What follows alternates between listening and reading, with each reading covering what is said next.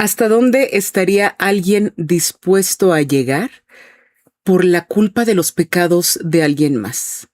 Se dice que Sarah Winchester, heredera de los famosos rifles, comenzó la interminable construcción de su mansión para apaciguar a los espíritus, pero en fechas recientes se ha descubierto que hay mucho más detrás de esto. Hoy, la mansión Winchester. Buenas noches, bienvenidos a Horror Sapiens. Yo soy Suspiria, transmitiendo en vivo y en directo desde la Ciudad de la Lluvia. Si es la primera vez que nos sintonizas, te recuerdo que este programa se transmite todos los martes alrededor de las 21:30 horas, tiempo de la Ciudad de México, por YouTube en Horror Sapiens con Suspiria. Si te interesan los temas relacionados con el horror, el cine, la literatura, lo heterodoxo, la magia y el ocultismo, te recomiendo fuertemente suscribirte a nuestro canal y darle clic a la campanita porque siempre hay algo interesante que ver. Si te gusta, dale like, comparte el material con quien más confianza le tengas. Y ahora sí, entremos en materia.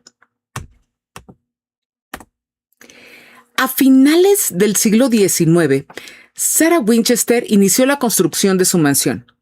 En un principio a nadie le pareció extraño que la heredera de los famosos rifles decidiera realizar una megaconstrucción caprichosa en su terrenito de 65 hectáreas. Además de la construcción, Sarah decidió aprovechar los extensos huertos frutales de ciruelas y albaricoques para generar ingresos adicionales. Pero como aún tenía espacio, cedió su afición por la botánica y el paisajismo, rodeando la casa con jardines victorianos que, por supuesto, contaban con estatuas, fuentes, senderos sombreados y también tenía, obviamente, su invernadero para las flores, la cochera, la torre de agua y muchas cosas más. Después de todo, pues eso es lo que hacen los multimillonarios, ¿no? Pero la construcción de la casa tuvo una particularidad. No se detuvo ni un solo día, ni una sola hora, hasta la muerte de Sarah el 5 de septiembre de 1922. Al oír la noticia, se dice que los carpinteros dejaron los clavos a medio martillar y salieron de la propiedad para no volver. Si están confundidos con la historia, tienen motivos de sobra. Y es que no se trataba de una mujer haciendo simples remodelaciones por capricho o indecisión. La leyenda va así. Se dice que Sarah se casó enamoradísima de William Wyatt Winchester, el heredero de esta compañía Winchester Repeating Arms Company, el arma que ganó al oeste, no los rifles famosísimos, y eran muy felices, se amaban como locos, todo estaba súper bien. Ellos vivían al este de los Estados Unidos, al noreste, y ella queda embarazada, da a luz a su hija Annie, son muy felices, y a los 40 días más o menos fallece la nena y queda Sarah con una tristeza en el alma tremenda. Tiempo después fallece también su marido. Y se dice que esta profunda depresión la llevó a tomar una decisión extraña. Al morir su marido, Sarah hereda una fortuna que en aquel tiempo eran $20 millones de la época, que eran como $700 millones de hoy. Hagamos cuentas. Además de tener el 50% de las acciones de la empresa y un equivalente de $1,000, que eran como $34,000 de ahorita, para gastos personales diarios. No, pues imagínense. El dinero no hace la felicidad. Ella estaba muy abatida. Hace un viaje a Boston y se dice que ahí ella, como buena persona de la época victoriana, consulta a una medium para tratar de contactar a su marido, pero el espiritista le dijo que su familia estaba maldita por las almas de todas las personas que habían muerto a causa de los rifles Winchester. Recuerden, es el arma que conquistó al oeste, o sea, poblaciones enteras aniquiladas. Y para apaciguar a estos espíritus era fundamental que porque los espíritus, por supuesto, estaban sedientos de venganza, era fundamental que ella viajara al oeste, comprara una casa y no dejara de construirla ni una sola hora para que los fantasmas no pudieran encontrarla. Y que el día que ella detuviera la construcción, ella iba a morir. Y según dice todas estas cosas, Sara se va a ir a San José, California, va a comprar el terreno en 1886 y había ahí una casita y ella empieza a hacer una propiedad estilo Queen Anne Revival, que llegó a contar con 500 habitaciones distribuidas en 7 pisos. Pero no todo era tan simple, porque estas habitaciones no eran nada más espacios en blanco, sino que todas tenían un papel tapiz especial, diferente cada una, todos los muebles, todo lo que es la tapicería, todo tenía que ver, todo estaba padrísimo de estas 500 habitaciones, hasta que en 1906 ocurre el terremoto de San Francisco y caen algunos de los pisos, se destruye gran parte de la casa y Sara decidió que ya no los iba a reconstruir. Por lo tanto, se queda con la casa, que va a estar haciendo habitaciones hasta llegar a 160 habitaciones a lo largo de 4 pisos. Pero no es nada más tener las 160 habitaciones. Échenle 2,000 puertas, 10,000 ventanas, de las cuales muchas eran emplomados de Tiffany's, ventanas que cada una vale más que la calle en la que estoy viviendo prácticamente. 47 chimeneas, de las cuales no todas funcionaban, 40 escaleras, algunas que dan a ninguna parte, y 13 baños. Y todo esto en medio de pasillos en forma de laberinto. Sara no contrató a ningún arquitecto. Ella sola fue diseñando cómo iba a ser la casa. Y se basaba en unos bocetos que entregaba a los trabajadores. Y se dice que es por eso que la casa está llena de rarezas arquitectónicas, ¿no? Escaleras que terminan en el techo, puertas que al abrirse dan o directamente a una pared o a un vacío que te caes en el jardín, ventanas instaladas incluso en el suelo, pasillos extremadamente estrechos, los laberintos, armarios que se conectan entre sí. O sea, tú entras por el armario de una habitación y sales en el armario de la siguiente habitación, todo con pasadizos secretos que permitían que Sara se pudiera mover sin ser detectada y escapar de estos fantasmas sedientos de venganza. Dentro de la casa habían habitaciones que se usaban un par de veces y no se usaban más, pero también había una habitación a la que se decía que Sara entraba todos y cada uno de los días, llamada la habitación azul, que era el cuarto en el que ella tenía sus propias sesiones espiritistas. Un cuarto en el que entraba ella sola, nadie más. Se dice que cada medianoche sonaba la campana de la casa y ese era el llamado para que Sara se fuera a la habitación azul. Ahí ella tenía sus sesiones con los espíritus, se comunicaba con estos espíritus, que iban a ser espíritus buenos, y le iban a dar los planos y las instrucciones de cómo tenían que construir los carpinteros al día siguiente. Eso pasaba en la habitación azul. En la habitación azul, al igual que en todas las habitaciones de la casa, uno podía encontrar el número 13 de diferentes maneras. Lo había en los detalles de los ventanales, lo había en los paneles, escaleras que eran de 3 escalones hasta llegar al descansillo, 13 baños, el baño número 13 tiene 13 ventanas, los candelabros tienen 13 velas, los techos tienen 13 paneles y así. Y otra cosa que se decía también es que después de hablar con los espíritus, Sara nunca dormía en la misma habitación 2 noches seguidas, como que cada noche tomaba una ruta diferente y confusa por la casa para llegar a una cama distinta. asegurándose que no hubiera espíritu capaz de rastrearla. Y la actividad paranormal típica, ¿no? Porque hoy la casa es un museo y hay empleados y visitantes que dicen que oyen pasos, que oyen los martillos de la construcción, que han visto al asomarse al sótano a Clyde, que era uno de los trabajadores de la casa que murió ahí, puertas que se cierran solas, que alguien les jala la ropa, que de repente hay puntos fríos de la casa, que entran en un lugar y de súbito desciende la temperatura de una manera muy notable.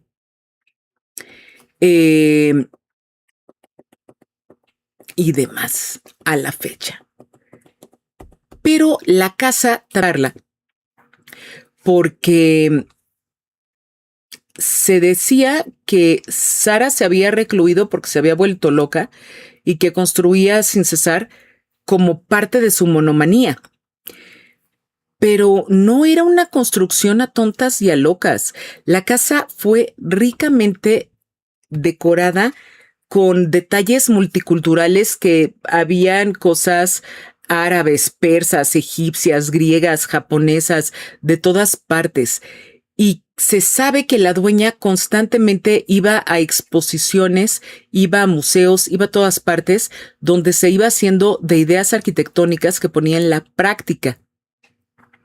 Todas estas habladurías de si sí estaba loca o no estaba loca o qué pasaba con ella, dieron pie a una segunda teoría. O sea, tenemos la primera teoría de la casa, que es que Sara enloquece y para escapar de los espíritus hace todas estas habitaciones. Ahora hay una segunda teoría porque hubo un equipo de arquitectos, ingenieros estructurales, historiadores y, por supuesto, investigadores de lo normal que se pusieron a investigar en la casa. Usaron los georradares, estos GPR, imágenes termales, análisis acústicos y empezaron a hallar una serie de habitaciones que Sara había tapiado. Estaban selladas, tenían un muro, tenían papel tapiz. Sin embargo, los instrumentos decían que había algo del otro lado. Las habitaciones no aparecían en ninguna documentación previa, pero pues cualquier buen arquitecto o cualquier buen albañil dice, le faltan 3 metros a mi cuarto. ¿A dónde fueron a parar, no? Se ponen a investigar, logran tumbar algunas de las paredes y se encuentran con varios hallazgos. Habitaciones que no habían sido tocadas en 100 años y que hicieron que la gente se quedara pensando, ¿no? O sea, si ella está fuera de sus casillas, ¿por qué tiene plomería y agua corriente toda la casa en una época en la que eso no era común? Luz, época que no era común. Calefacción, sistemas de ventilación, incluso ciertos elevadores rústicos por ahí. Y además, Sara supervisaba la construcción y hacía algo que a mí me parece un acto de amor tremendo, y es que donde se juntan los escalones en las esquinitas, tenía puestas unas placas cóncavas de metal en las juntas para que a las mucamas, a la hora de barrer la escalera, pues no estuvieran lidiando con el polvo que se quedaba atrapado en los rinconcitos, ¿no? Entonces, este tipo de cosas nos hacen pensar, bueno, ¿realmente le faltaba cordura a la señora Sarah Winchester? Ella era una mujer excepcional. O sea, ella tuvo una educación en la que hablaba varios idiomas, sabía de ciencia, sabía de dibujo, por eso sus planos eran tan buenos. Sabía matemáticas avanzadas. O sea, sí tenía una educación que no cualquier mujer de la época tenía. Además de su pasión por el diseño. Entonces, toda esta historia de lo que se encuentra atrás de las paredes nos va a hacer cuestionarnos la historia maldita. Se sabe que en 1885 ella fue diagnosticada con artritis reumatoide, que es dolorosísima, y estaba viviendo en el oeste de los Estados Unidos. Entonces, de vivir en Connecticut, que tienes frío, que tienes lluvia, que tienes todo eso, a irte a California, por el clima a ella le convenía. Entonces, la teoría número 1 es la maldita. La 2 es que el médico la manda a California por su artritis reumatoide. Ella ve el terreno, lo compra y porque además no hay ninguna amistad, ninguna persona que realmente la haya conocido que dé fe de la historia de la medium. Y se puso a trabajar en una casa en la que se hicieron varias cosas. El equipo de los arquitectos, ingenieros, historiadores y gente de lo paranormal descubrieron en primer lugar una habitación en la que se guardaban todos los planos de la casa, incluyendo de los pasadizos secretos, las puertas falsas, los espacios con propósitos específicos. La casa contaba con safe rooms, estas habitaciones de pánico, equipadas de tal manera que podían servir de habitaciones en las que se había hecho obvio y evidente que sí había habido gente ahí escondida viviendo. Y no nada más de que se quedaran a pernoctar, sino viviendo temporadas un poco más prolongadas por ahí. Se descubren algunos pasillos que estaban ocultos para que la gente se pudiera mover por la casa sin ser detectada ni por los criados, ni por los carpinteros, ni por nadie. Y todas estas cosas estaban cifradas por un código inventado por Sara, en el cual se explicaba el propósito de cada una de estas habitaciones sin tener que revelarlo a los obreros, ¿no? Los obreros les decían, pues aquí hazme un cuarto de tales dimensiones y decían, pues sí, patrona, ¿no? Y se ponían ahí a trabajar, pero no sabían para qué eran las puertas, las ventanas, y todo el mundo decía, bueno, pues como la señora pues es extravagante, pues que es extravagante su casa, y nadie dijo nada. La segunda cosa que descubrieron que fue muy interesante en otro lugar tapiado del sótano fue que había cajas fuertes con documentación personal y financiera. De la financiera, cuáles eran sus inversiones, cuáles eran sus ganancias, qué le llegaban de intereses, cuánto pagaba, a quién le pagaba, a qué hora le pagaba. O sea, eran verdaderamente minuciosos estos registros financieros, pero también había documentación personal, entre ellos cartas, que había cartas con políticos, con gente notable de la época, industriales, pero también entre las cartas había cartas en las que la amenazaban de muerte y decían que iban a ir por ella y la iban a matar. Entonces, viendo los diarios, en los diarios se podía leer el miedo que tenía ella de que la gente la quisiera matar por esta manufactura de armas de su familia. Y que por eso fue que hizo la casa de manera tan caprichosa, para confundir a los intrusos, esconderse de ser necesario y demás. El tercer descubrimiento fue otra habitación en la que encontraron material médico, medicamentos, gasas, etcétera, y registros en los cuales no aparecen los nombres de los pacientes, pero todos los datos apuntan a que fue una clínica obstétrica y ginecológica para ayudar a mujeres desesperadas.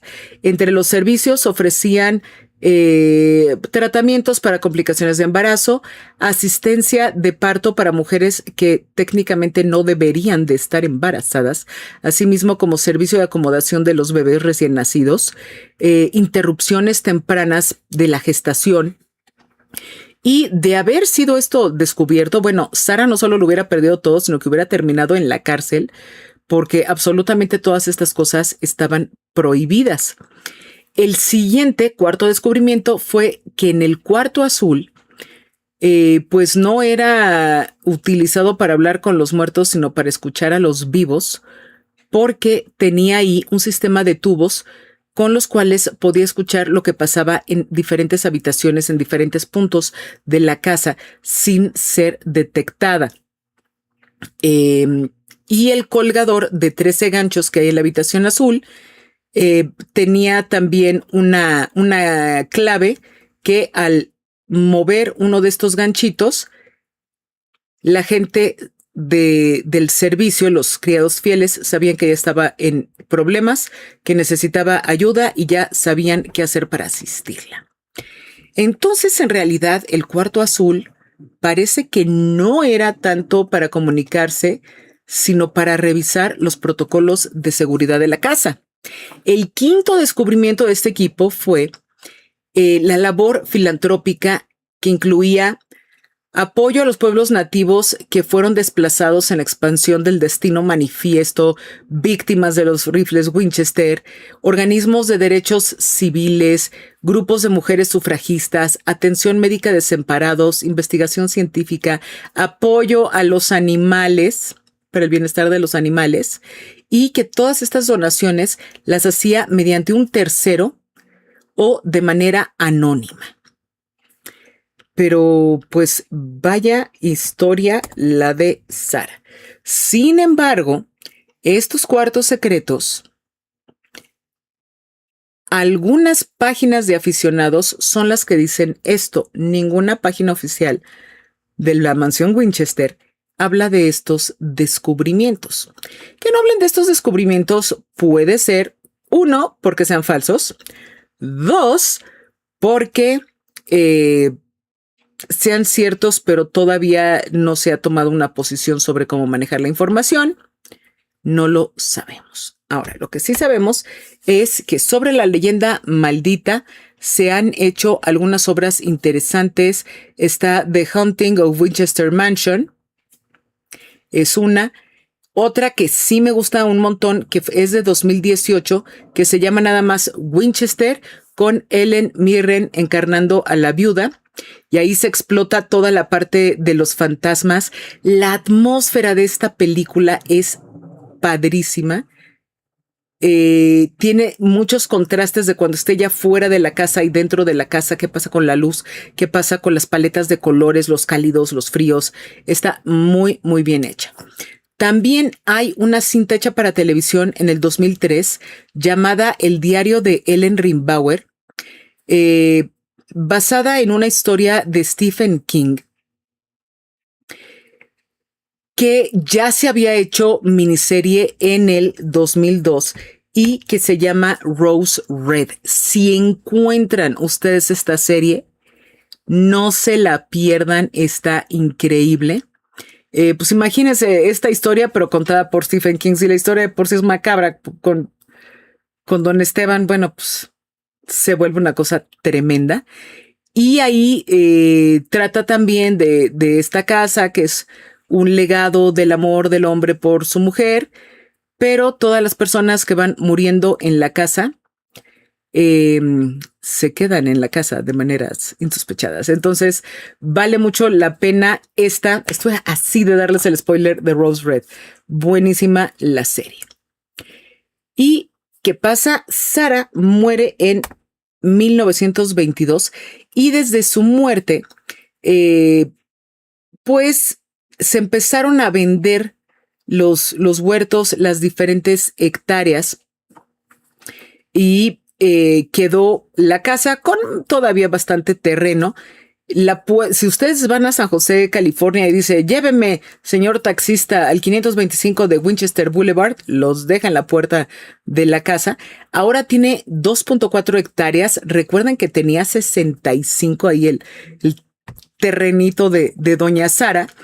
Y si visitan la misteriosísima mansión, se van a encontrar con una casa que es el alucine de cualquier arquitecto, porque todo lo que ve y le gusta lo va a reproducir en cada una de las habitaciones.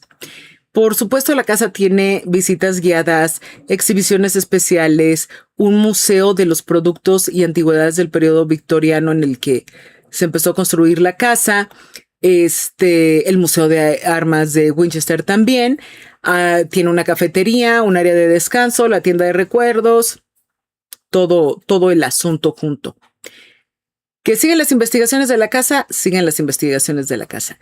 ¿Qué es lo cierto? La historia maldita.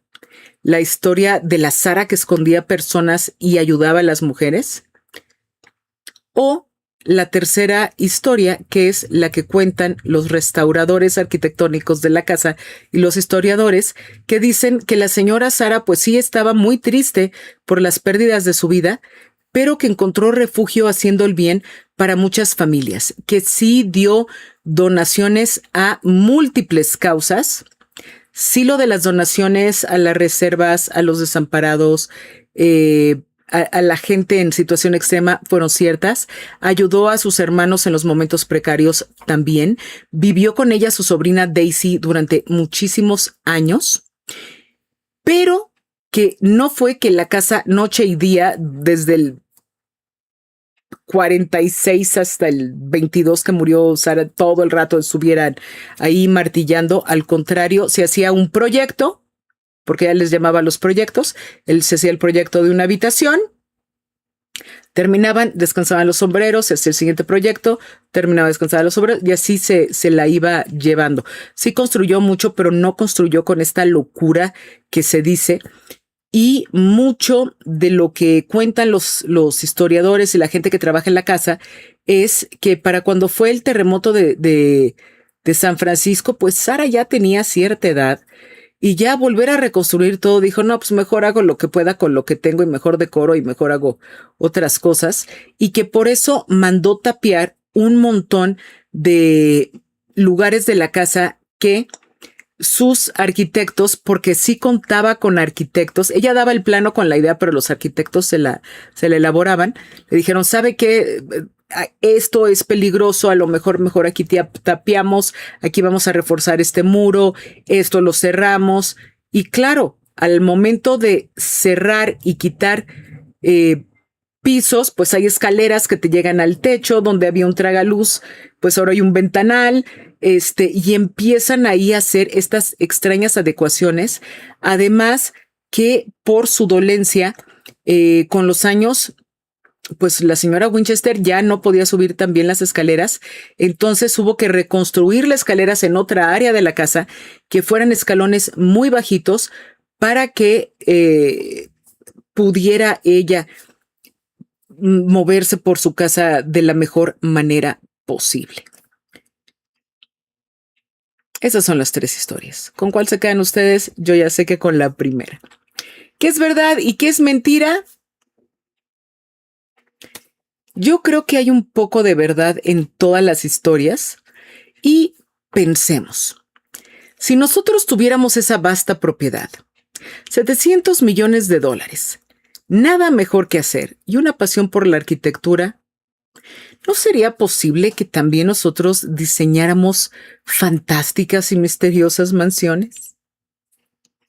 Muchos saludos a la gente que nos acompaña en el chat. Está por aquí Seymour, Godot, Los Rorros, Cobalt, Dream Master, está por ahí Peacock, está Shipeki, todos los sospechosos comunes, ¿no? Spiegel, Marco, Maritza.